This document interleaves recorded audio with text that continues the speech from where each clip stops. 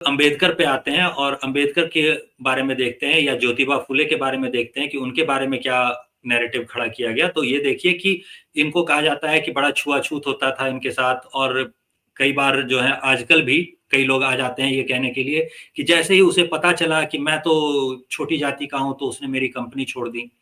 तो भाई अभी जो आप देखेंगे अगर करंट माहौल देखेंगे कि करंट माहौल क्या है, तो अभी प्रशांत किशोर ने अपनी पार्टी का मुखिया जिसे बनाया है, वो एक बहुत बड़े बिज़नेसमैन है और वो मुसहर जाति से आते हैं।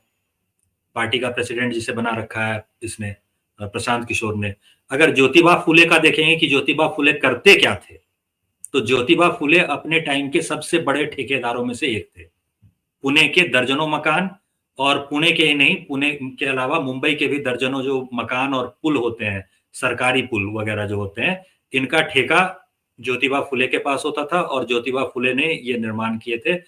जो चुनाव वगैरह होते थे, उसमें भी जो एक समझ लीजिए आपकी अभी के जैसा मेयर और वार्ड कमिश्नर वगैरह का पद होता था, उसमें भी वो चुनाव वगैरह लड़ कर के और वो सब जीत चुके थे। तो उनको चुनाव में वोट नहीं मिले थे, ऐसा भी नहीं है। तो ये जो कह रहा होता है कोई कि उनको छुआ-छूत किया गया या उनके साथ भेदभाव किया गया, तो ये भी नहीं हो रहा होता था। अंबेडकर का खुद का आप देख लेंगे, तो अंबेडकर के पिताजी क्या थे? अंबेडकर के पिताजी थे सूबेदार।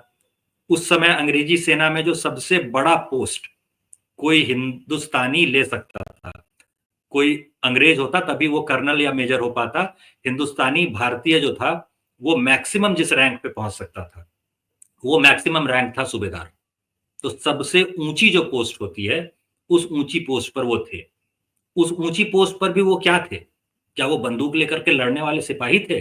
नहीं, सेना में तो बहुत सारे किस्म के काम होते हैं ना, डॉक्टर भी होता है सेना में, डॉक्टर के अलावा जो है वो खानसामा बावर्ची भी होता है, ड्राइवर भी होता है, लॉजिस्टिक्स वगैरह का काफ़ी सारा काम होता है, ऐसे ही शिक्षक भी होता है।